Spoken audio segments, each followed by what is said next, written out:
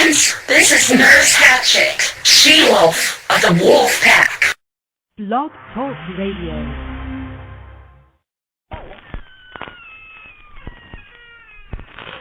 Ladies and gentlemen, boys and ghouls, step right up. Behind this curtain lies a ghastly concoction of delight, horror, fantasy, and terror. Your every wish is our command, your every whimsical desire brought to life. But I'm warning you, there's always a price. Welcome to the greatest on earth!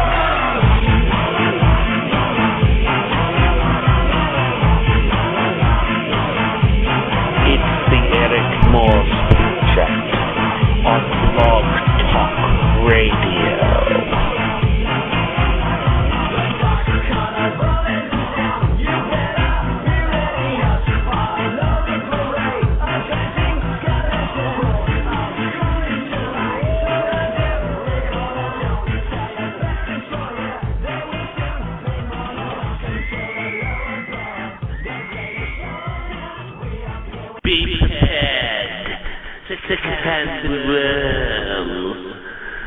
For this is the Retro Radio Theater Season 1 finale.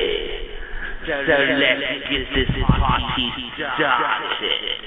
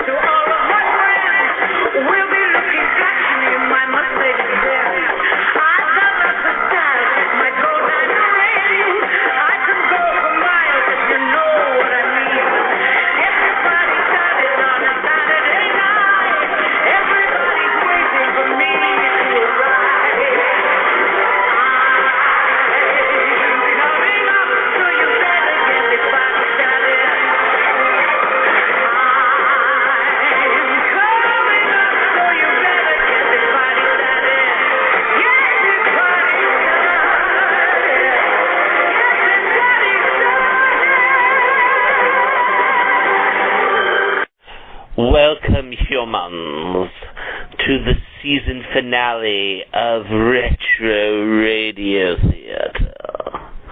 This is Balkazar, Emperor of Evil, Child of Destruction. And along with me is the Fleabag, Atomic Space Dog. Arf! Arf! Also along for the ride is the man who makes this all possible, Eric Morse. Gore and scares, everyone.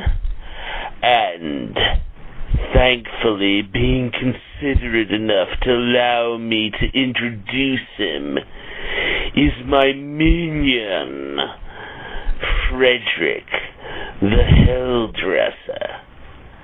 That's me, the fabulous Fred! And finally, I would like to introduce my other minion, my little brother, Tommy. Say hello, Tommy. Are you talking to me? Yes, Tommy. Say hello. Hello? Just one thing. Yes, Tommy. Who's Tommy? Forget it. By the way, Morse, where is that pain in my ass that you resurrected? Oh, Maria? After she was reconstituted, she went to visit her family in Mexico. Okay, Balkazar, why are you smiling? Nothing, Morse. It's time we should start the show. So, listeners, we are going to have an outstanding outstanding evening tonight. Not only is this the season finale, but it will also be the day for the history books. For you see, tonight, you will all witness the power of Balkazar, and will quake in fear at my utter genius. Is that what's in the big thing under the huge white tarp in front of the studio? Yes, it is. Well, Balkazar, a police officer is out there writing you up a ticket as we speak. Fred, you idiot! I told you to park that on the lawn, not in the street. But, boss, there wasn't enough room on the lawn, and I didn't want to crush the flower bed. Idiot! It's a machine of total destruction. It's supposed to crush flower beds. Now get out there and try to talk the police officer out of the ticket. If you don't succeed, I'll have the money I have to pay as a fine taken out of your pay. No problem, bud. Yes, it is. Now take care of it, idiot. So, while my idiot minion is taking care of that, let's start the show. Tonight we will be presenting the 7th episode in our 12-episode run of Buck Rodgers in the 25th century. Also, we will have a classic chiller from Suspense titled Ghost Hunt. But let us be off to the 25th century with Buck Rodgers. Arf! Arf! Buck Rodgers in the 25th century.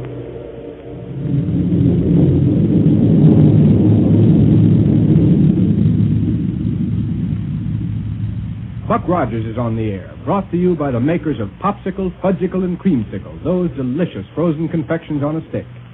And now a message from the famous winner of the typical American boy contest, Popsicle Pete. Hello, everybody. Do you know how many kids got popsicle presents today? 1,220. Say, maybe you were one of them. Doesn't it feel like Christmas when that package comes? And all you do to get one is save bags from Popsicle, Fudgicle, and Creamsicle. What presents you get? A wristwatch, camera, field glasses, a wallet, a punching bag, sleeping dolls. Hundreds of gifts, all free. Ask your ice cream man for a free gift list. Tells you how many bags you need for each present. And don't forget the coupon that comes with that gift list. I should say not. That coupon is worth 10 bags. You'll find valuable gift bags on every genuine Popsicle, Fudgicle, and Creamsicle. Those great big delicious confections frozen on a stick. Only 5 cents each. And you can't beat that value. A great big, wholesome, refreshing, swell-tasting Popsicle, Fudgicle, or Creamsicle made by your ice cream maker right in town for only a nickel. Save those bags, kids. Now, Kane and Ardaly, remember, are preparing to send Black Barney out from their new headquarters to obtain supplies. Buck and Wilma, meanwhile, have set out to pick up Barney's rocket trail with a gas analyzer, leaving Dr. Hewer and Willie at the old scientist's laboratory immediately after Buck and Wilma have left. Now, here we go, 500 years into the future.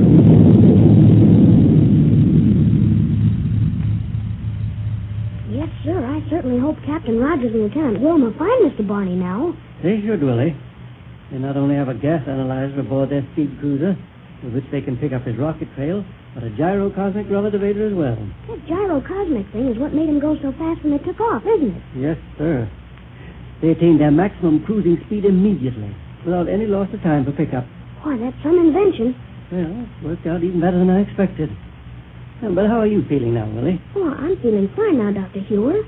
Only, I'm afraid I couldn't walk very well, though. Certainly had a bad crack up in that rocket roadster. I know it. Well, the ambulance from the medical center will be here in a few minutes. And Willie, Yes, sir? I have an idea. And I believe it's one that'll throw Kane and Ardala completely off their guard. Well, what is your idea, Dr. Hewer? If that pair are as clever as I think they are, they'll be on the lookout for any radio messages that'll indicate we're searching for them. Oh, sure they will.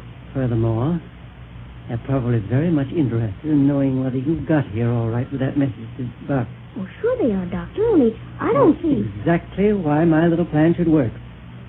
I'll get in touch with Central Radio Bureau immediately. Oh, I see. And have them send out a call for Mr. Barney. No, Willie. We mustn't let it be known that Barney's missing, unless it becomes absolutely necessary. After all, you know, he's Prime Minister of Mars, and he's a pretty important person. Sure he is, Doctor. He's very important. That's why Killer Kane wanted to get hold of him. Yes. Now, you wait. I'll put through this call. That'll give Buck and Wilma some help in locating Barney.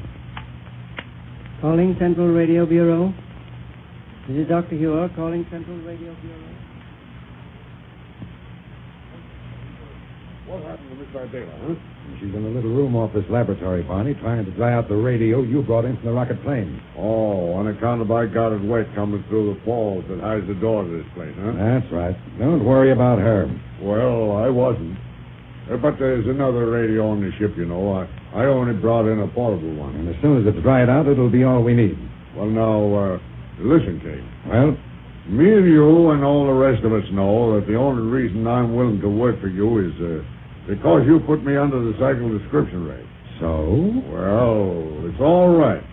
And I'm going to stick with you and all that sort of stuff. So you don't need to worry about nothing. But listen. Yes? Didn't you say something about me going out to pick up a lot of supplies and stuff for us? You're right. And as long as it has become dark outside, there's no reason why you can't leave right away. Yeah, that's what I was thinking of. Now, just what kind of stuff do you want me to get? Everything you can lay your hands on that can possibly be of use to us. And if you pick one up and hold it back here on the magnetic grapples of your ship without attracting undue attention... I know, a gyrocosmic thing. Don't. The only gyrocosmic relativator in existence is the one we have here. Oh, yeah. No, Barney. We need a fast, well-armed fighting cruiser. Okay, I'll get it. Disintegrators, rocket pistols and guns, non-recoil energy projectors, a thermic radiation projector if you can find one. Well, that sends out a heat ray, don't it? That's right.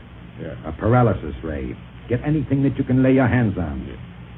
Now, in order to successfully carry through our campaign against Rodgers, we've got to have enough equipment to stand off a space army. Well, just you leave it to me, and I'll get plenty of stuff. Well, see that you do. But do I have to do it all at night? Yes. At least until we find out more about what Rodgers and his friends are doing toward finding you. But I thought you thought nobody'd know I was gone outside of Niagara. Until we know that definitely, you'd best make your raids at night and on small cities. And take only a little from each one. Okay. And above all, don't stop anywhere near Niagara. And probably the best place for you to begin is out west of here. Avoid any rocket ships you may see along the way, too. Yeah, Kane, I'll do that. And all at night. Absolutely. Unless, Unless what? It might be a good plan for you to stop in, say, the small Midwestern towns in broad daylight. Huh? In spite of the fact you're the Martian Prime Minister. Yeah. You're well enough known down here on Earth to walk into a small town and get most anything you want, just for the asking. Provided, of course, the people would have no reason to suspect you're working for me. Yeah, but for the time being, I think I better get the stuff on the sly like you said it first. Yes, I guess so. Now, let's get out to the ship so you can take off. Okay, Chief. You got a force ray so as to push away the waterfall that's outside the door, huh? Yeah, right here. Come along. Yeah. Well, that water certainly covers up the entrance of our headquarters, don't it? Perfectly. Now be ready to jump through it when I turn on this force ray. All ready? Okay. Come on. All right. Yes, sir. Anybody could come down here in Smitty's old headquarters and poke around and Hey, they'd never know there was a laboratory back there. Well, let's go on through this corridor and up to the ground level of the ship. Yeah. You left a passage through the pile of dead covering the ship so we can get through it, didn't you? Sure. Don't you see her there? Good. Then you can get aboard and take off right away. Get in, Bonnie. Okay, Chief. And remember, carefully avoid any ships you may spot flying around. If anything happens to you to crab your act, or if anybody becomes suspicious of what you're doing, you ought to forget that you ever saw me or know where I am. Chief, you ain't got a thing to worry about. Just you leave everything to me. I got it all organized out as to what I'm going to do, and I'll be back in a few hours with all the weapons and stuff you could want. Fine. Hey, see? Now, first thing I'll do is turn on this here now radio in here. And rockets fail. Okay, Chief. Here I go.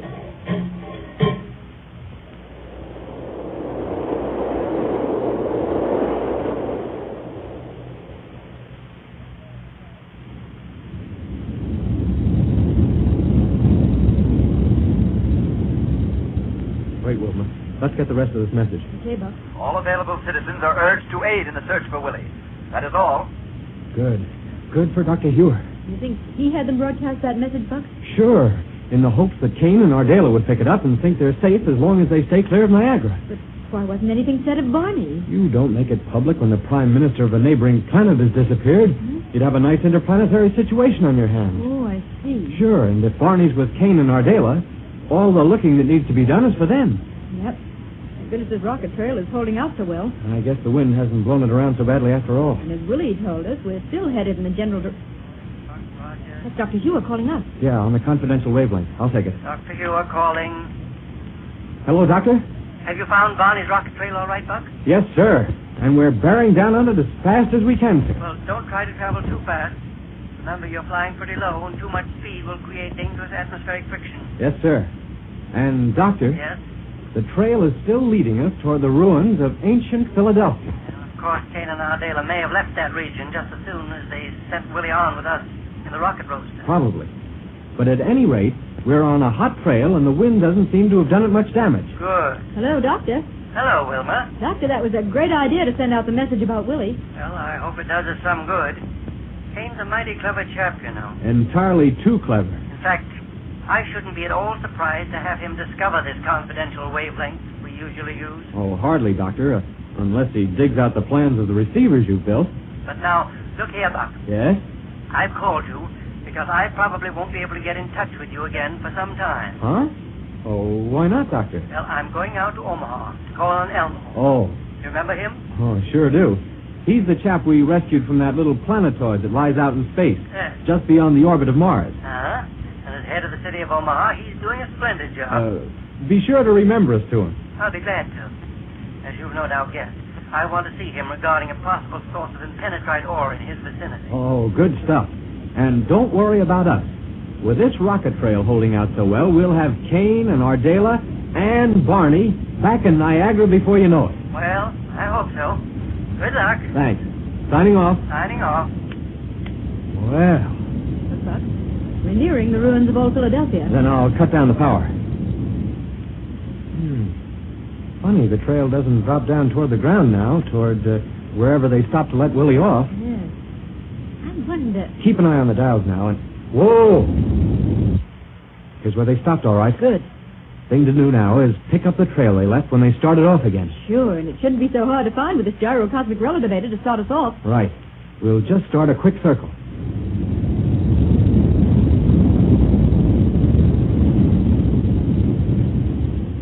Look on the gas analyzer dial. Yep, we're on it all right. Yes, sir, and this is the trail that'll lead us straight to Killer Kane and Ardela, or my name is...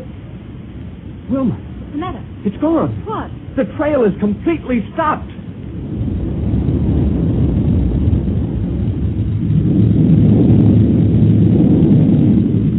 Yes, the trail is gone. Because of the way Kane threw in a rocket dampener when he made that trail with Barney's ship, they'll never pick it up again. Did you get any popsicle presents yet? If you never let a day go by without saving popsicle, fudgicle, or creamsicle bags, you watch those bags pile up. Before you know it, you'll have enough for a fountain pen or table tennis, a wallet or a Buck Rodgers telescope, games, books, Gee, lots of things. Get everybody eating popsicle, fudgicle, and creamsicle, and they can give you their bags. Just get Mom and Dad to try a creamsicle and see how fast they buy more. Everybody loves a genuine creamsicle. That great big chunk of delicious ice cream on a stick, thickly coated with wonderful fresh fruit flavors or creamy chocolate fudge. And look how much you get for a nickel. Pure, wholesome ingredients, too, full of the energy we all need. It makes my mouth water just to think about a creamsicle. Be sure you get a real creamsicle with the name printed right on the bag. It's the United States registered trademark, and it stands for top quality.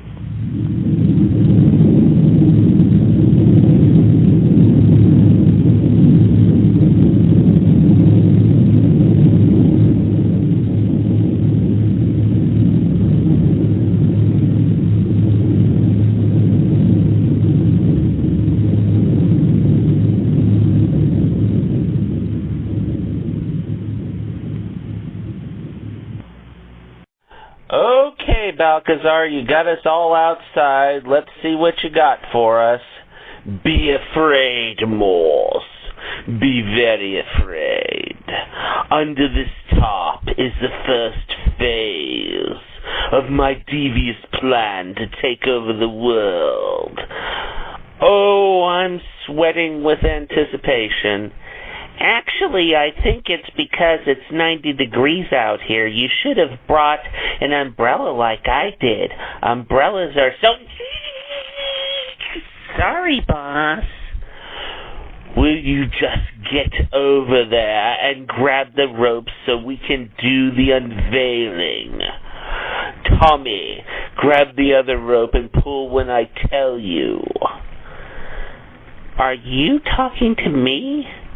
Yes, Tommy. Go over there and grab the rope. Grab the rope? What rope?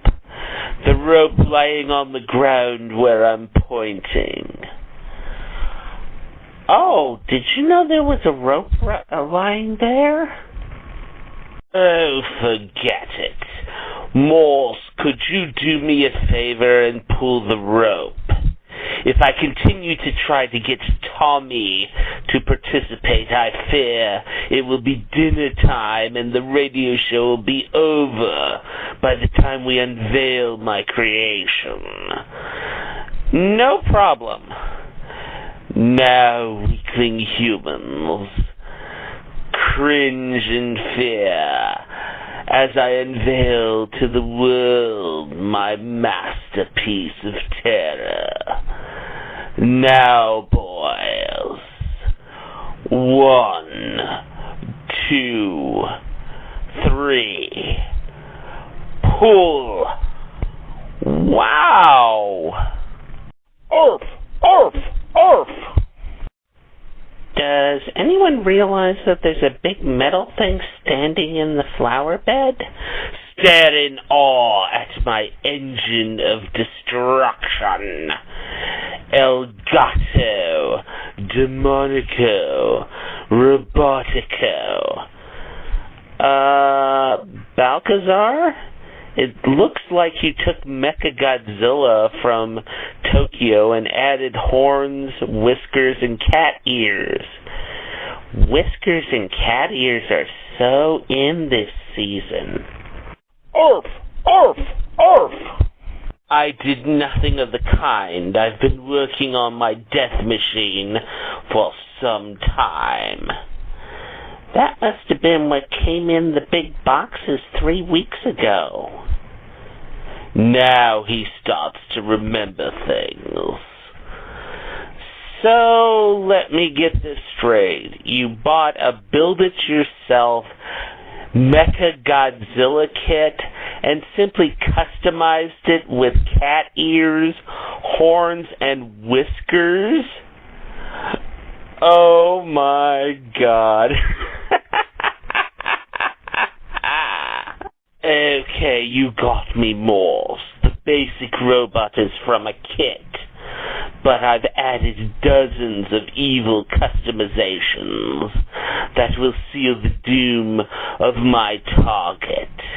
And that target is Mexico. Mexico? Let me get this straight. The first phase of your master plan for world domination is to attack Mexico? What is it? The Taco Bell you ate yesterday gave you the runs? Because Taco Bell isn't even Mexican food.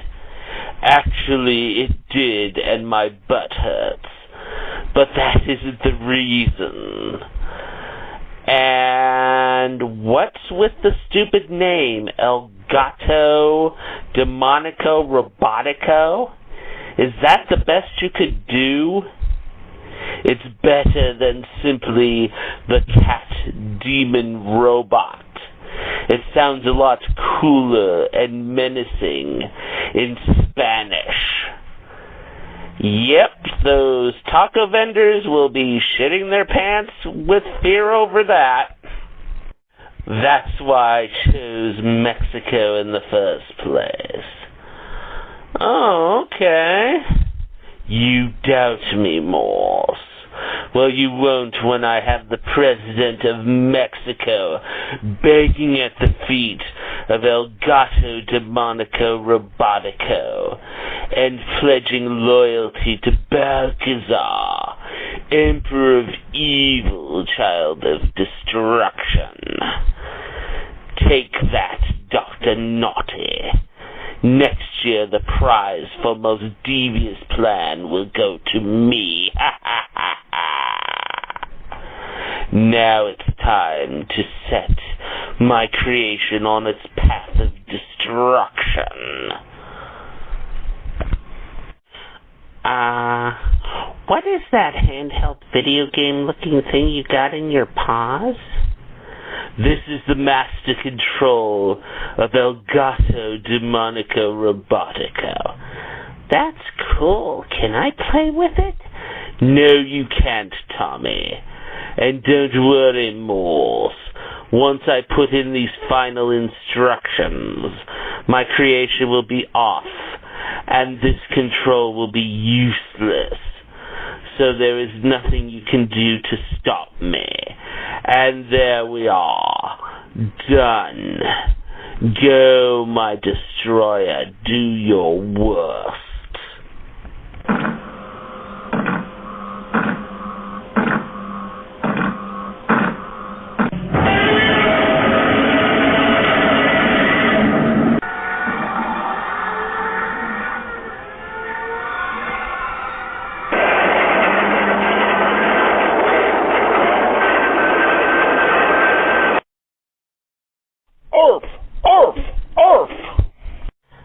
I agree. Well, Balkazar, we'll just have to see how your robot stands up to a military bombardment. Oh, yes, we will all see when the fun begins. But now, humans, while we wait for my creation to go over the border, we will entertain you with a horror news update. Enjoy. Arf! Arf!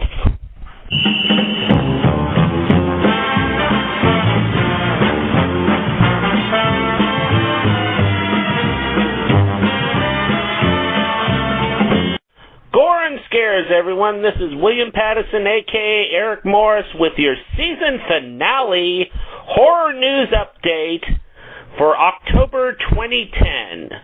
I want to remind listeners that they can still get their copy of Midnight Syndicate's The Dead Matter at their nearest Hot Topic store. But now on to our horror news update finale. Priest. Scott Stewart's Priest stars Paul Bettany as a priest who disobeys church law to track down vampires who kidnapped his niece. Horror fans will remember Stewart for his directorial debut when he sat behind the lens for the film Legion. Priest is set in a world ravaged by centuries of war between man and vampires. Paul Bettany is Priest, a legendary warrior priest during the last vampire war who lives in obscurity among other human inhabitants in a walled-in dystopian cities controlled by the church.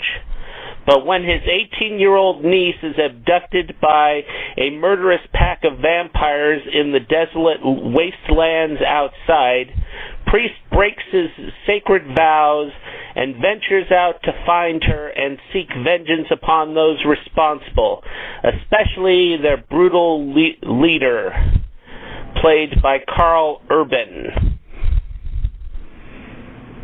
Let's check out the trailer.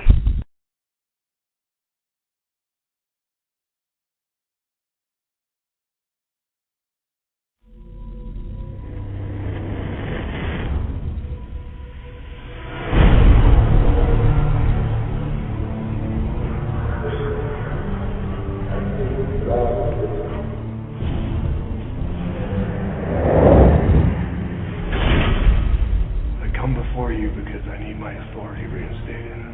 This was a vampire attack. Fear down below! Whatever you hear, don't scream.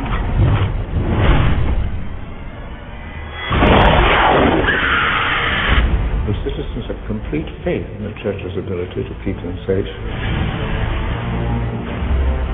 You will not shake that faith. What good is that faith when it's a lie? If you take any action to leave the city, you will be stripped from the order and excommunicated immediately. The war is long over. It's not over. Not for me.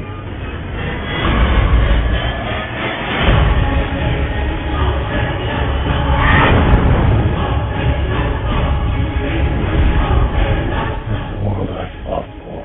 No, but it's the only world we have left. One of your own has broken his sacred vow. You will find him dead. To our own eyes. They bred a new army. You're too late, priest. This is their time now.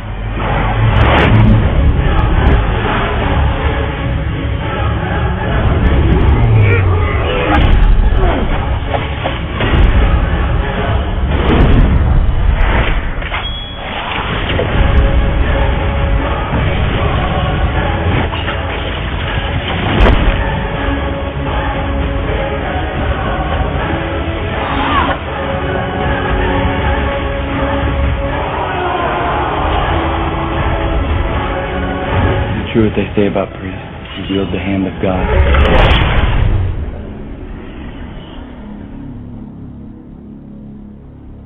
You have no idea what's coming, priest.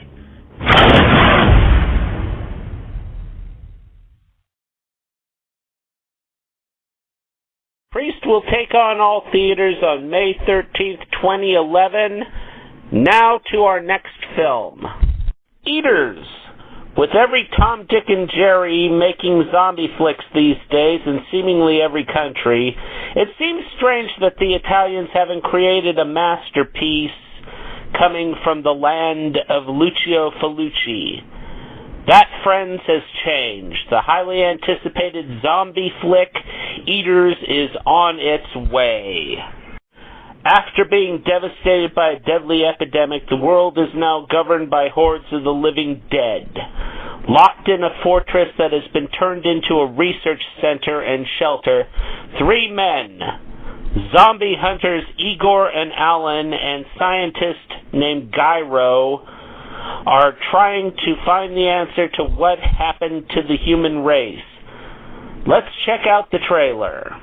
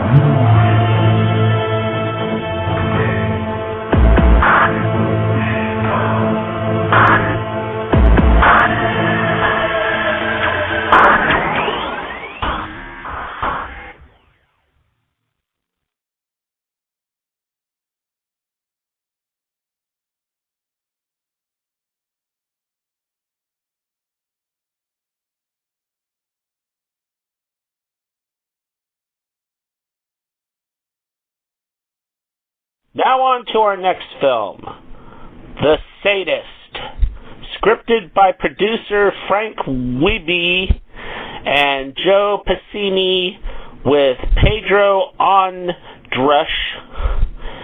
The Sadist stars Tom Savini as a combat veteran with serious psychological damage who stalks campers and hunters in the woods. The Bloodshed's Alan Rowe Kelly serves as line producer, with Vindication's Dominic Seville as cinematographer and the makeup effects artist that worked on The Roost. Let's check out the trailer.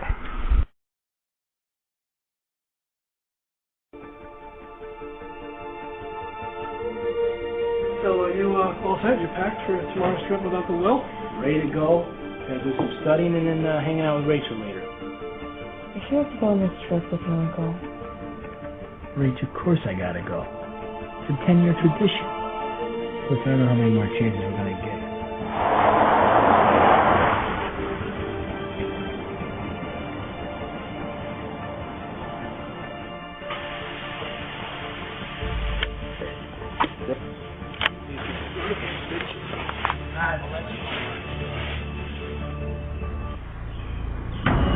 Listen, Jack. You have to be careful out there. I saw someone. You are aware that there still is one patient at large. I'm sure if I don't grab him first, the state wasn't right.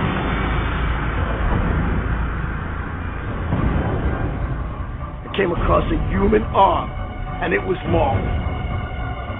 He's a veteran of the Persian Gulf War, Iraq and Afghanistan. Now he suffers from dementia, as well as post-traumatic stress disorder. See, that's why I thought it might be another animal, or one of the other pigs. But then I saw the pitchfork. The patient's name is Robert Permonti.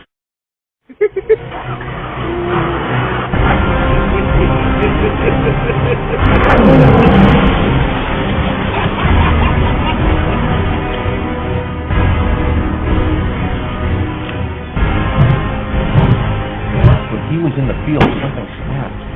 He went rogue. Man is former Marine Black Ops.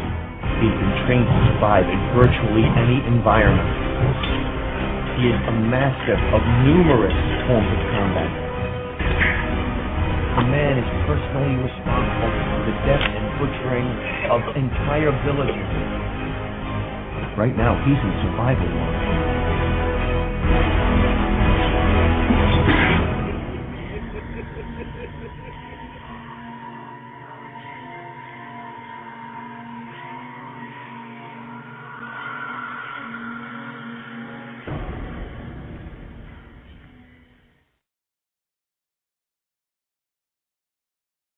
I'll bring you more on The Sadist sometime in the future.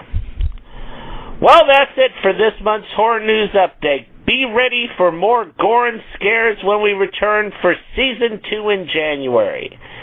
And as always, remember, keep America strong. Watch horror films.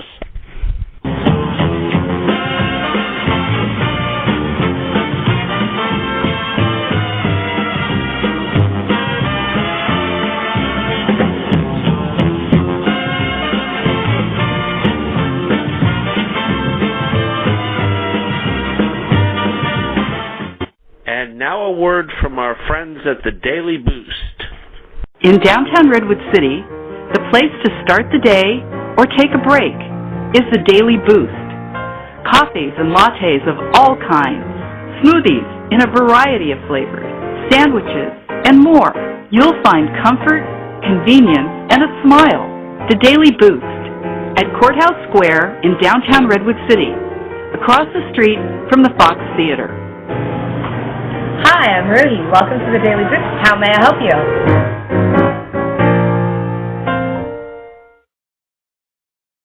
Okay, Balkazar, fun's over. Bring that thing back and stop this. Your little game is over. That's what I find so amusing about you moles. Even with the truth staring you in the face, you just can't take my intentions seriously. Anyways, I couldn't stop it now if I wanted to. My destroyer is on automatic, and this control is useless. Then I guess it's going to be up to us to stop you, right, Atomic Space Dog? Orf! Orf! Orf! Oh my God, I'm quaking in my boots. It's Faggy, the All-American Boy. Oh my God, Timmy, how did you know? Well, gosh golly, Mr. Eric Morse. It was really easy to figure out that Balkazar would start his evil plan on the same day as the season finale of the radio show. It was just common sense. Oh, give me a break. So, boy, are you ready to kick some robot butt? Orf! Orf! Orf! Good. Then off we go. Good riddance. Now, Morse, let's go inside and turn on the TV. I want to hear the media hype. And while we are doing that, let's entertain the listeners with tonight's thriller from the classic radio show Suspense. It is a chiller titled Ghost Hunt. Enjoy. And now, Autolite presents Ralph Edwards in a tale well calculated to keep you in suspense.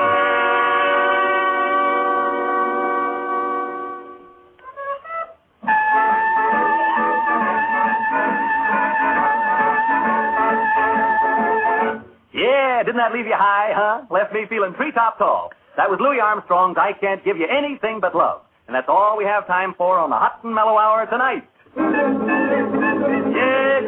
Yes, this is Smiley Smith, your favorite disc jockey. I hope, booting the Hot and Mellow Hour home for this evening. I'll be back again tomorrow night, minus the music, but with a little surprise for you. Tomorrow night, Friday night, as you know, is stunt night here at station WXP, and have I got a stunt for you. Last week, if you remember, I planted my wire recorder in the steam room at a lady's Turkish bath and let you listen in on the playback, remember? Well, tonight, as soon as I leave the studio, do you know where I'm going? Your friend Smiley is going to spend the night in a haunted house on a spook hunt. You heard me, a spook hunt in a haunted house. I'm bringing the little old wire recorder along with me, and if you tune in tomorrow evening at this time, you'll learn what it's like to spend a night in a haunted house. Ain't that something? Yeah, a real haunted house. No kidding. 4 people are known to have committed suicide there. So tune in tomorrow night and share a real thrill with your old pal Smiley. I must be crazy, Smith. Good night.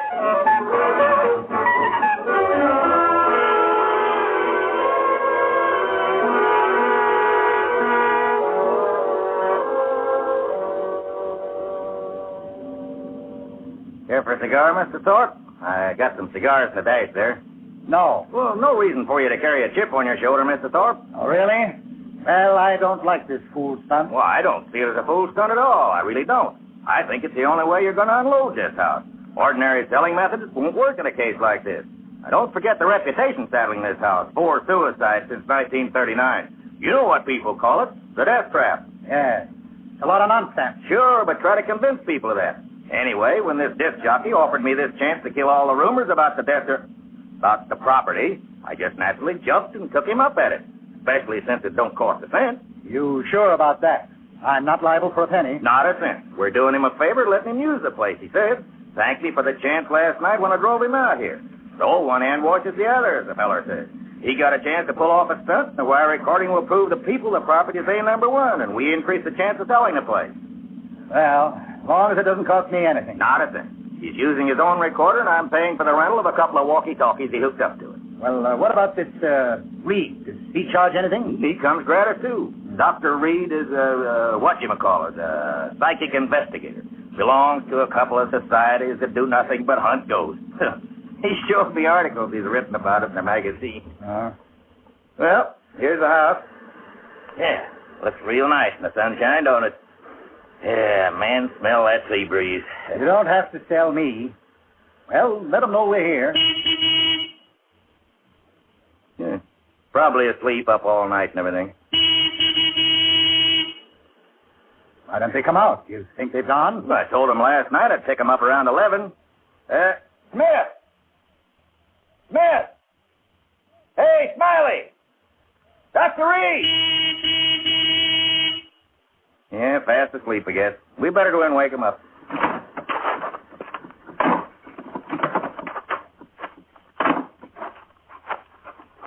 Of course, they may have taken the bus back to town. No. It's a 2-mile hike, the main highway.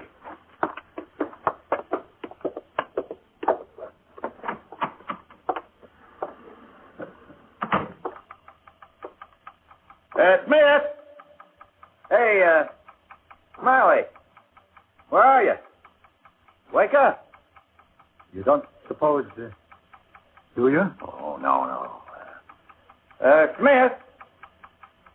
Dr. Reed. What's that clicking noise from in there? Well, it's his wire recorder. He left it running. These machines cost a lot of money. Doesn't he care if he uses up his batteries? Oh, where is he? Where's this Reed? Maybe they're upstairs. Smith? Hey, anybody home? They must have walked to the highway and taken the bus. Well, he wouldn't have left his machine. Well, where are they then? Where are they? Oh, now, don't get excited, Mr. Thorpe. Don't tell me not to get excited. If something's happened to them in my house, I'm liable. So you try this side, I'll try that. All right. Smith. Hey, Smiley. Smith. Oh. McDonald, come here. So what? Oh, no. Reed. Dr. Reed. No, don't touch him, Mr. Thorpe. You get your hands off. Look. Blood. Is he dead? I can still feel his pulse. We better get him to hospice fast.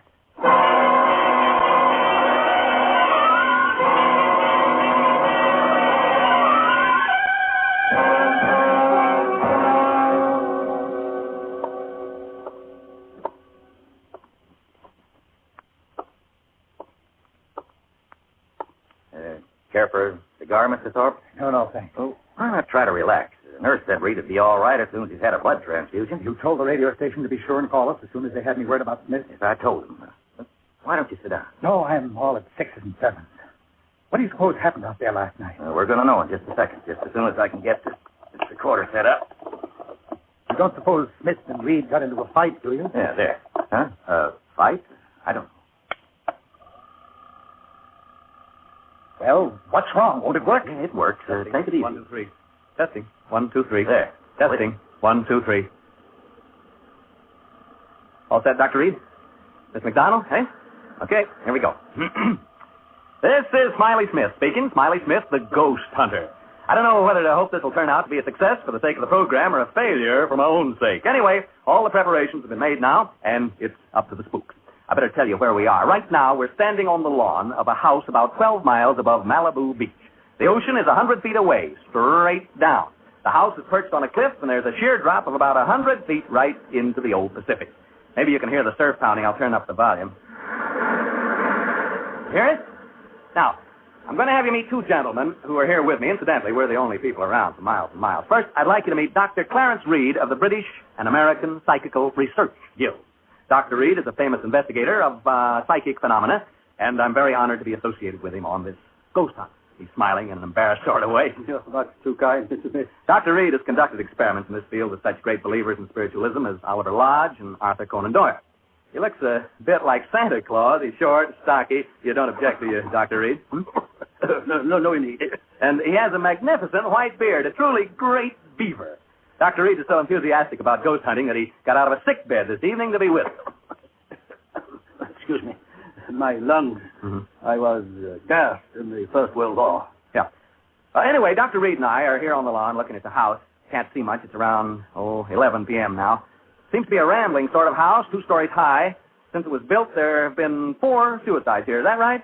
That's right. Now, into the mic. Oh, yeah. 4 suicides since 1939. I better tell them who you are so they won't think you're a ghost. Standing with the doc and me is a real estate agent, Mr. Charles McDonald. He handles this property, and he can tell you a lot more about it than I can. Well, the house was built by a man named Marcus, Toby Marcus, an orange grower. Built the house as a wedding present for his wife. A month after they moved in, she took her own life. On the day of her funeral, he committed suicide the same way. There have been 2 other cases since then, and Did they all jump into the ocean? Yeah, all 4 of them, right over there. The last one was actually seen doing it about 3 years ago. He was seen running like all get out the edge of the cliff, and he was shouting and laughing and yelling as though there was people at his side running right along with him. You kidding? That's fact. He was laughing and yelling and running, and when he got to the edge, right over there, he jumped and never came above water. As good an argument against cold baths as ever I've heard. Since then, people just refuse to live in this house. Silly, I call it. Anyway, if you and Dr. Reed find any sign of a spook, I'll advise the owner to pull the house down and rebuild. But if you don't find anything, I'm hoping this will convince folks that here's a real buy. Okay, Mr. Smith, you and the doctor are on your own. I'll be by in the morning to pick you up around 11. Goodbye, Miss McDonald. I hope there's something left for you to pick up in the morning. Well, it's almost pitch black, folks, and I guess Dr. Reed and I ought to begin. I don't believe in ghosts, never have, but what I say is this. If you're dead set on looking for them, this is a dandy place to do it. So long! Mr. McDonald just checked out. And then there were 2. Well, 3.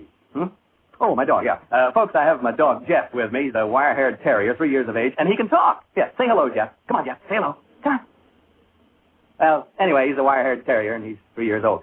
Shall we go inside now, Dr. Reed? I was about to suggest it. Now, how do we hunt ghosts, Doctor? How do we do it, huh? Well, we don't really hunt them. If there should be any in the house, they will come to us. How cozy. And please, not ghosts. Do not refer to them as ghosts. We know them as apparitions. Now, remember, I've no desire to hurt their feelings. Where ghosts are concerned, I say live and let live.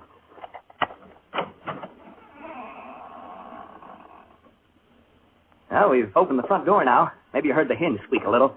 Now we're standing here looking in. Can't see much. Smells sort of musty and damp. What's the matter, Jeff? What's the matter, boy? Jeff! Oh, come on. My dog seems to object to entering this house. He has all 4 feet braced, and he's straining against the leash. Perhaps he senses something we don't. Like apparitions, maybe? Perhaps. It's not unusual. Animals lack the veneer of sophistication we humans possess, and are more sensitive to such admonition. Yeah, come on, Jeff. Now, stop this nonsense. He probably smells a mouse or a rat or something. Come on, Jeff. We're going in whether you like it or not. Well, there's a short entrance hall, and over there at the end of it is a flight of stairs leading to the 2nd floor. Jeff! And over here at the left is what seems to be a large reception room. We're entering this large room now. There are windows over there, French windows, and through them I can see the ocean. The electricity hasn't been turned on, so all I have to see by is a flashlight. Not a very powerful one at that. Dr. Reed is now adjusting his walkie-talkie. It's hooked up to my recorder so that he can cut in while he's hunting and tell us what he's found. Here's a few words from Doc before he sets forth on his investigation through the house. Ladies and gentlemen, Mr. Smith has introduced me as a ghost hunter. He spoke, I think, in a spirit of skepticism and levity. I'd like to assure you all that my purposes here are serious. I have spent my entire life seeking reliable proof of the appearances of apparitions. Have you ever seen any? Ever? I have seen phenomena which lead me to believe in the possibility of their existence, although I have never seen any. I account myself sensitive to the evidence of their existence. This house, for example, affects me profoundly. It doesn't seem to affect you in the same way. I'm not too happy about all this, if that's what you mean. You are not psychic, and therefore not sensitive to these matters as I am. I imagine the question in the minds of those of you listening to us is, shall we find apparitions? I don't know. But I feel they are here, and that they are evil. I sense danger. I shall soon know. Dr. Reed's leaving the room now to make a tour of the house. First thing I'm going to do is open the windows and let some fresh air in. Feels better already. Cooler anyway. I know that. What was a bat just flew into the room. I think it's a bat, not a bird. I didn't actually see it, just its shadow as it fanned my face. There it is again. It touched me as it passed. Jeff, come back here. Jeff, you fool dog, come back here. Dr. Reed. Dr. Reed. Dr. Reed!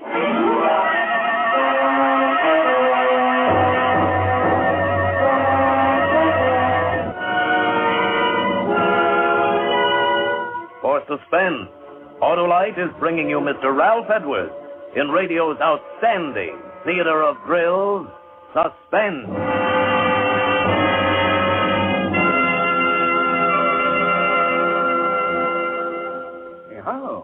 Hello, snap out of it, huh? Oh, Oh, I'm reading a letter about the new wide gap Autolite resistor spark plug, Pat. Oh? It's from Mrs. Clark Perry right here in Hollywood. She says our 1948 station wagon has given constant trouble. Finally, the garage man said all the difficulty was spark plugs, and he installed a set of Autolite resistor spark plugs. Now the car runs beautifully. The very first time my husband has been really pleased. Well, smart garage man. Smart people to take his advice. Hap, you know, as more and more people learn about wide gap Autolite resistor spark plugs, and how they make an engine idle smoother, give better performance on leaner gas mixtures, actually save on gas, why then more people will replace old, worn-out, narrow gap spark plugs with sensational new wide gap Autolite resistor spark plugs. Any more letters like that, Harlow? Plenty, Hap, plenty. Why, here's another one from New York City. Oh, read it to me later, Harlow. We haven't time because here's Suspense. And now, Autolite brings back to our Hollywood soundstage Ralph Edwards as Smiley Smith in Ghost Hunt, a tale well calculated to keep you in suspense.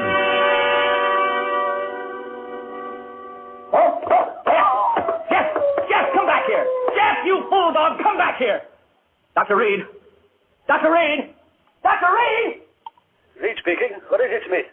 Jeff has run off. My dog, he jumped through the window and ran off. Oh, so? I told you he sent something about this house, didn't I? Yeah, you want to come and see if you can determine what it was exactly that set him off? Soon. I am making my way slowly up the stairs toward the second floor now. I'm halfway up. I'll be down with you soon. Folks, my dog's run away. You probably heard him howling. He jumped through the window and took off. Never did anything like that before. Frightened by the bat, I guess. Personally, alone here in this big room, I can understand how he must have felt. This isn't a cheerful spot by any means. I may not be psychic, but I sure have a feeling this house doesn't want us here. Reed again. Excuse me. I have something of great interest to report. I'm now standing in an alcove on the second floor trying to recover my breath. As I reached the head of the stairs, I felt what I think is a definite psychic manifestation. I felt suddenly as though I had been punched in the solar plexus. That's the only way I can describe it. At the same time, I began to perspire. My head is still swimming slightly, and I have difficulty in swallowing. My pulse rate is around 110 a minute. The sense of evil is very strong. I feel very, what shall I say, profoundly depressed. You want me up there? No. I prefer to remain up here alone. The presence of a disbeliever such as you might interfere with my investigation. Folks, I'd like you to get a picture of what it's like here. It's very quiet, for one thing. I've never been in such a quiet place. And it's pretty dark. No light except my flashlight. Tell you what, you go now and douse all the lights you have on. Go ahead, put out the lights, and that'll give you a clearer feeling of how it is here with me. Go ahead, put out the lights. Hey, did you hear that? Real estate agent told me I'd probably hear rats and mice in the walls. Well, I can certainly hear them now. Even you can hear them, I think. It's as though... Dr. Reed speaking. I've been working my way toward the front room, the one directly above the one in which Mr. Smith is now. The vibrations have become stronger and more pronounced as I approach it. I think I am on the verge of an important discovery. Important discovery. Did you get that? Now I can hear Dr. Reed moving about in the room above. I don't suppose you can. Have a try anyway, huh? Hear him? I hope he finishes his investigation soon, because, quite frankly, I'd like to get out of here. I can well imagine people becoming unhinged in this place. Right now, I find myself pretty jumpy. Not being very brave, am I? Being alone in this room down here, this darn old house. It's very, the atmosphere is so very... I wish only to make this hurried report before continuing with the investigation in this room. I have carefully sounded out all the parts in this room, and the emanations are most strong from what appears to be a closet, before which I am now standing. As soon as I open the door to this closet, I will have, I think, a thing of great interest to communicate. I find no key to the lock, and so I will attempt to remove the hinges with my penknife, and I will tell you what I find when I open it. I'll tell you what it would cost to get me to open that door. In the basement at Fort...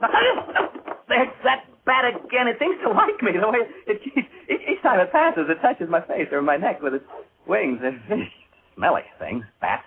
I don't suppose they bathe very often, if at all. I wonder... Get away, you bat! That bat'll be the death of me. Yeah, it's like a jingle, isn't it? Bat'll be the death of me, the death of me, the death of me, bat'll be the death of me. It isn't far from London. No, that isn't the way it goes. It's come down to Q in lilac time, in lilac time, in lilac time. Come down to Q in lilac time. It isn't far... I haven't thought of that since I was a kid in grammar school. See, I had a lonely childhood, and you come right down to it. That's my affair, isn't it? Yes, it is. It certainly is. I have succeeded in removing the hinges to the door, and I find inside... It is not a closet, but much larger. It is, I think, a dressing room. I have not yet been inside, but I am about to enter. What were they talking about? Oh, yeah, bats. Well, the bat flying back and forth in this room. Did you hear that? Did you hear it? Dr. Reed must have knocked something over in the dressing room. A chair, huh? A chair, yeah, a heavy chair by the sound of it. The chair, or whatever it was, must have fallen right over my head. That's the way it sounded. I can see a small stain forming right on the ceiling, right over my head. Something ran across my foot just a rat, I think it was. I've always hated rats. Most people do, of course. That stain up there bothers me. It's gotten so big so soon. I think I'll take a chance and bother Reed and ask him what it is. Dr. Reed. Reed, can you hear me? Are you all right? Hello? Well, he didn't answer. I think he's just a little bit deaf. I think so. What do you suppose he's found, huh? I'm afraid this is rather dull for you listeners. I'm not finding it so, of course. There. I heard him cough. Did you hear that cough? Hope he's all right. He got out of the sick bed to come here this evening, you know. He was gassed in the First World War, and this place is beginning to get on my nerves a wee bit. Just a teensy-weensy bit. Reed, speaking. Hello? He switched off. That's the bad cough he's got. I feel so lonely. I've been alone so much in my life. Not so much now, of course, but when I was younger, I was alone so much of the time. You know, struggling to get ahead, living in a hall bedroom, wondering where my next meal was coming from. I get the blues just remembering it. Seems sad, young people having to spend so much time alone. Sad for old people, too, of course. I'm saying of course a lot. Of course I am.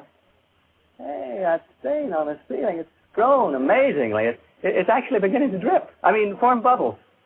They'll start dropping soon. Colored bubbles, they seem to be. Odd-shaped stain, like a body lying on its back with its arms stretched out. It's cheerful. Oh. I'll certainly advise Mr. McDonald to have this place pulled down. I'll go upstairs in a minute or two to see how Dr. Reed's making out. You know, listeners, I really believe I go completely crazy if I had to stay here much longer. Wears you down. That's exactly what it does. It wears you down. It's the clothes and musty in here. I feel sort of trapped. I don't know why I said that. That's what they call this place, you know, the death trap. There, what did I tell you? That stain started to drip, drop, drip, drop, drip, drop, drip, drop. Drip. I'll catch the next one in my hand. Like, Reed! Dr. Reed! I'm going upstairs now, listeners. I'm afraid something has happened to Dr. Reed. I'm not kidding now. I mean, this is on the level. Which room could it be now? Right? No, right. This is it, I think. Evening, gentlemen. And madam? I'm so glad to see you. I was just aching to see somebody. Anybody. I've been so lonely down there. What have you done with the doctor, huh? I know he's been hurt. See the color of the bubble on my hand? What have you done with him? Make way, please, gentlemen. Make way. Well, this isn't the funniest darn thing. This can't be Dr. Reed lying here. He didn't have a red beard. Now, don't crowd me, gentlemen. Don't crowd me, please. Huh? You want me to go where with you? You want me to do what? Speak up, gentlemen. To the cliff. Down to the cliff? You mean right now? Well, all right, if you'll come with me. I don't want to be alone anymore. You will come with me? All of you? All four of you? You too, ma'am? Oh, good. Come on, then. To the cliff. To the cliff. To the cliff. To the... He jumped over the cliff. He jumped over the cliff. McDonald, he jumped over... Miss McDonald, Mr. Thorpe, you may come in to see Dr. Reed now. What? Uh-huh. Dr. Reed is conscious. You may see him now. Is he able to talk? Just for a few minutes. In here. Come in, gentlemen. How are you, Dr. Reed? We've been waiting to see you. Yes, and I must apologize, gentlemen. I had a most unfortunate accident. Hemorrhage. Hemorrhage? Yes. My lungs, you know. Now, gentlemen. Hemorrhage? Dr. Reed, what happened in that house? What happened to Smith? We've just been listening to a playback of the recordings you made out there. Smith? Isn't he with you? We've just heard the recording, Dr. Reed. Smith jumped over the cliff. Into the ocean. Oh, that poor boy. Dr. Reed, will you please tell us what happened? From what we heard on the recording, there were ghosts in that house. Ghosts? I didn't see any ghosts. But Smith, what about him? If he went over the cliff, it was fear that drove him over. But, gentlemen, I didn't see any ghosts. As for that unfortunate young man, who can say now what he saw or thought he saw?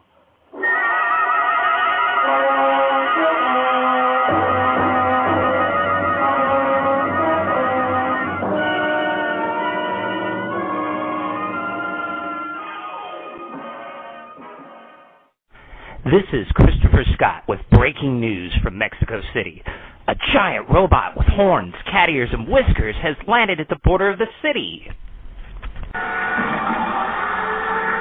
Right on time. You're going to enjoy the next part. Shh. Sorry, boss. No, I agree. Oh my God! A panel has just opened in the robot's chest and a large speaker has come out.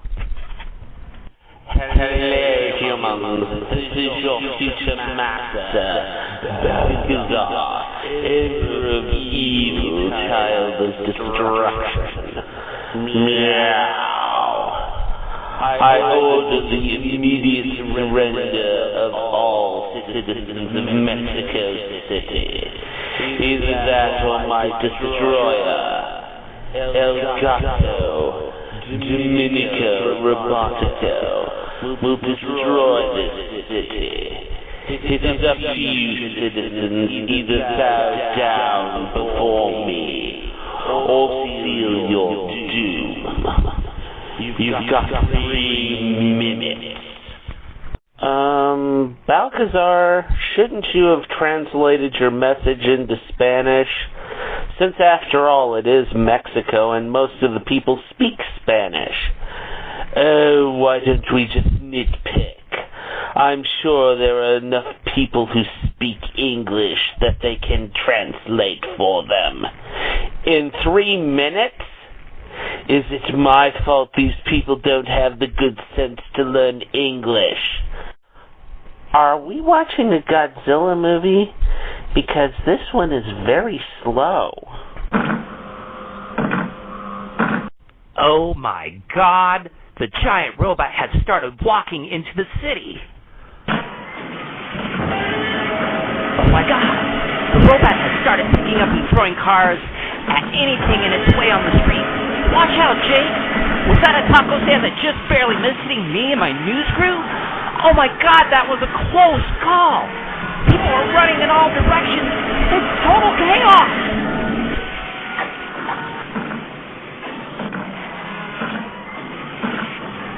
Excellent. Beautiful. I wouldn't be so smug, Balkazar. Wait a second. The crowd is parting.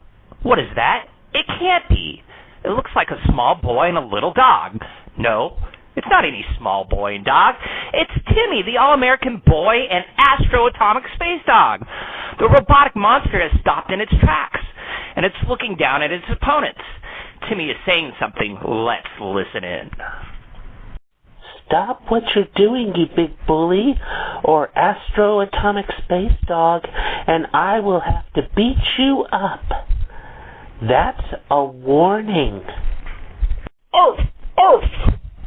I'm really scared. A faggy little runt of a boy in his flea bag. I'm crawling in my little boots. I just love that voice box I installed in my creation. It's so forceful. Gloat all you like, Balkazar. You're about to lose. Don't be so sure, Morse. Yeah, don't be so sure, Morse. Sorry, boss. The robot cat thing is funny, but where is Godzilla? This movie stinks. Astro Atomic Space Dog, let's finish this. Give it your atomic thumb. Arf! Arf! Arf! Oh my God! Atomic Space Dog has used his deadly atomic thrum, and the robotic monster is still standing. It's called El Gato Demonico Robotico Fool. Get the name right. The robot is actually waggling its finger at them. Wait a second. If this is supposed to be a cat robot, why doesn't it have paws? Nitpick, why don't you, idiot? Hit it again, boy. And once again, the cat robot has just brushed off Atomic Space Dog's most devastating attack. Brushed it off like it was nothing.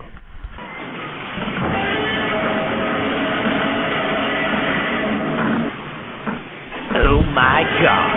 The robot has started walking again. I guess he is done playing with Atomic Space Dog and Timmy.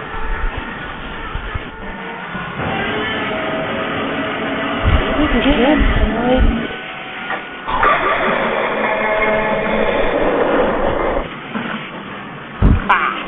You see, Morse, my power is absolute. Wait a second. The crowd is partying again. What the fuck? You're not going to believe this. There are over 100 masked Mexican wrestlers, or as they are called, luchadors, running and lining up behind Timmy and Atomic Space Dog. Come and do your worst, fools. Mis hermanos.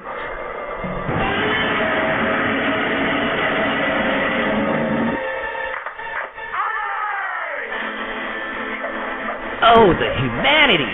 Timmy and Atomic Space Dog are holding back, but the luchadors are attacking the robotic masks. The robot is smashing and throwing them in every direction. The rafts are being crushed under the massive feet of the metal beast. This is a bloodbath. Can anyone stop this destroyer?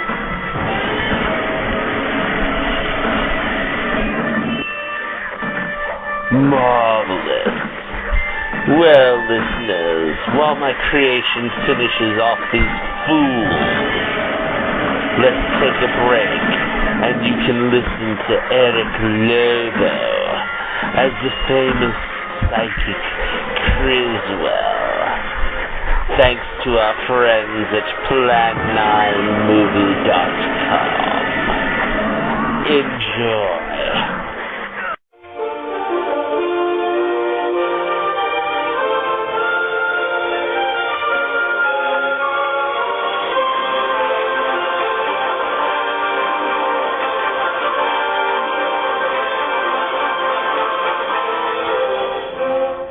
Greetings, my friend.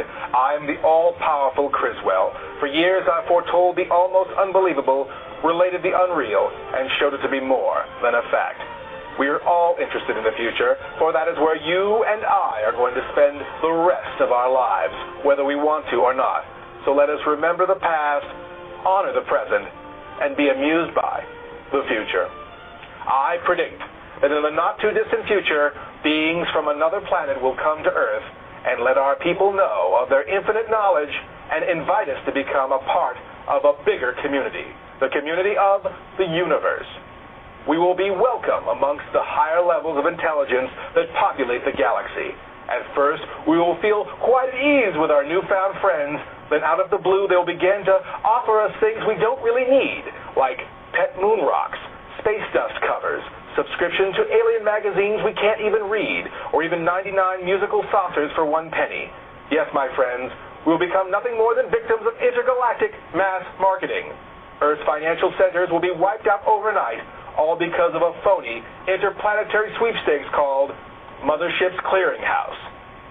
Be warned, and never, ever answer the telephone nor open your mail again.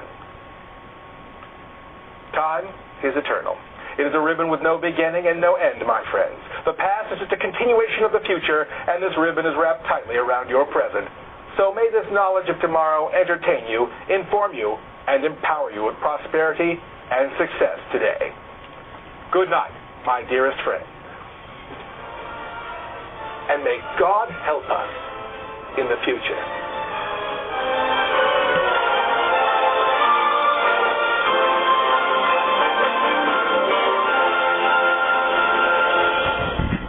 No, this can't be. The last of the luchadors has been defeated. All of them are either dead or dying at the monster's feet. It appears all is lost. Wait, do I hear cars? What the hell is this?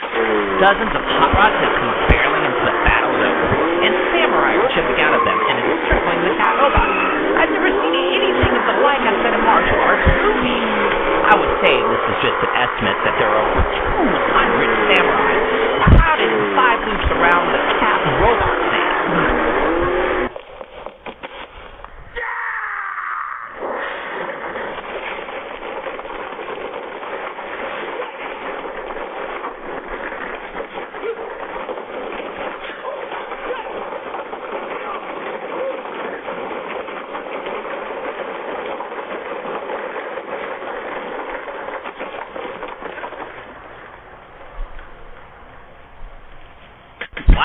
All these samurai are just standing around the robot and fighting the stance.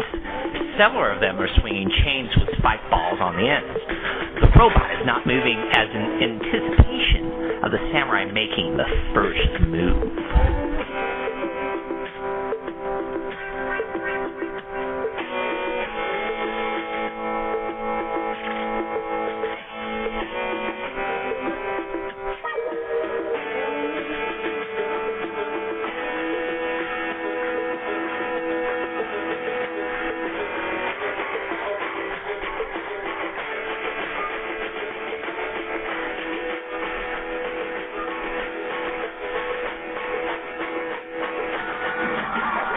Holy shit! This place has exploded! The samurai have started their attack in unison. I didn't even see a signal from the leader. Who was a bald man with a Kato-style mask on?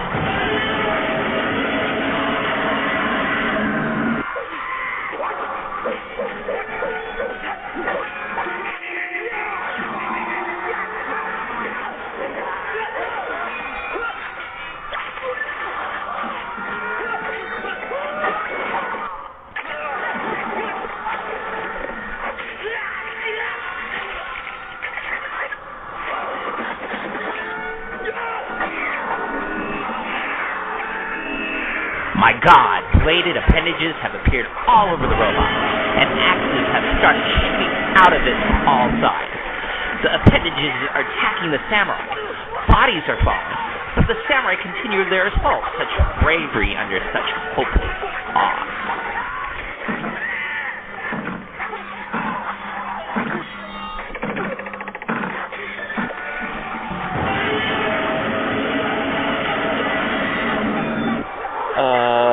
Excuse me, Balkazar. I need to go call my mother and prepare her for the worst.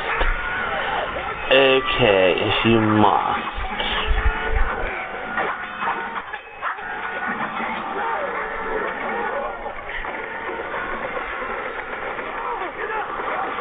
The last samurai have fallen, and the ground around the cat robot is once again covered with a dead exhaust. Now the monster is continuing its walk of destruction through Mexico City. The situation looks hopeless. We need a hero. Oh, you're back, Morse. And just in time to see my ultimate victory. I don't think so, Balkazar. I just called in our ultimate weapon. But wait a second. You were just calling your mother. My mother's been dead for over 13 years. Then who? Oh, no. What are you two talking about? I'm trying to watch the movie. What the hell? There's a little fat Mexican lady walking into the destruction zone. Amazingly, the cat robot has stopped in its tracks, and it's looking down at her. She is saying something. We'll try to get audio. Mr. Tinkles, there you are, naughty kitty.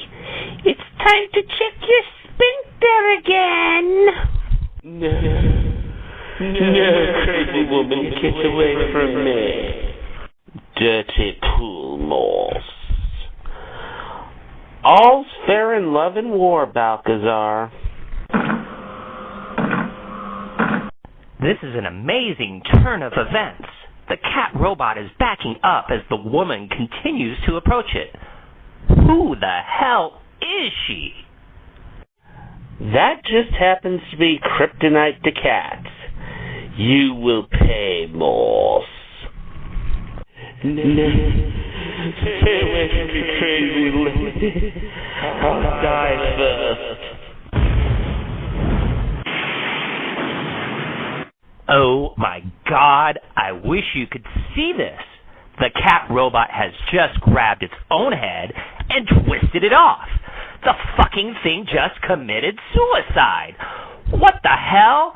I'm totally dumbfounded. One moment we're on the edge of destruction, and the next, I have no explanation except to say thank God.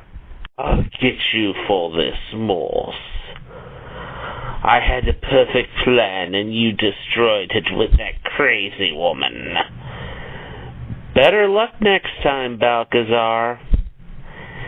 This movie is terrible. What a stupid ending. No. My beautiful robot. My beautiful robot. Yes, it was, boss. Very beautiful and stylish. What'd you do that for, boss? Because it made me feel better. Now take that, idiot. Ouch! Ouch! Please, boss. Ouch! Okay, while Balkazar is dealing with his feelings, it's time for us to hear our sponsor credit.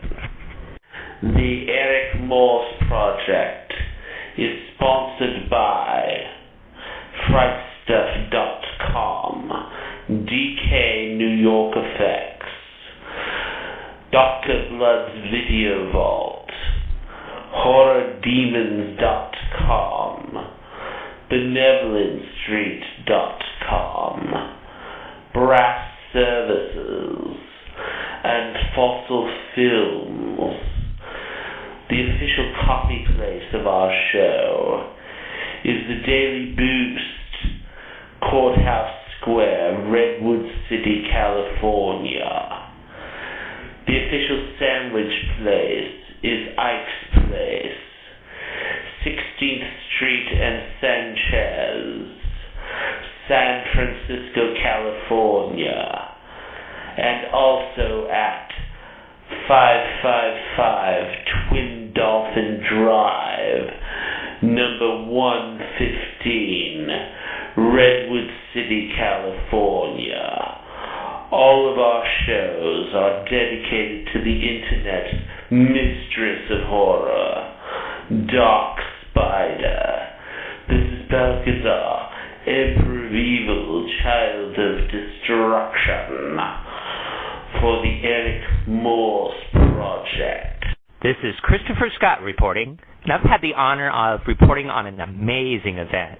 In the past few hours, we've seen great heroes fall, and a horrible threat defeated. We can only hope that this city never has to endure a threat like this again. But there is Timmy, the all-American boy, and Atomic Space Dog. Have you got anything to say to a grateful public? Well, gosh golly gee, Mr. Christopher Scott. As always, me and Atomic Space Dog just think it's Jim Dandy that we got a chance to try and help. Isn't that right, boy? Orf! Orf! Orf! Oh, and here comes the lady of the hour. What is your name, ma'am? And have you got anything to say to a grateful public? Hello, Mr. Reporter, sir. My name is Maria. But I must leave now. My kitty needs me. Mr. Tinkers, I'm coming back, kitty. Maria is coming home. Oh, no. Hello, listeners. That is the end of our season finale of Retro Radio Theater. All of us here hope you enjoyed it and will be ready for more thrills and chills when we return in January for Season 2. We'd like to thank this month's guest voice, actor Christopher Scott, for his incredible contribution to this epic season ender. Remember that if you are new to retro radio theater, you can catch up on our show or any of the Eric Morse Project shows, as well as my old Eric Morse Show episodes, in our on-demand area of our show page. And finally, as always, remember, keep America's imagination strong. Listen to Retro Radio. That was a stupid movie. What we watching next?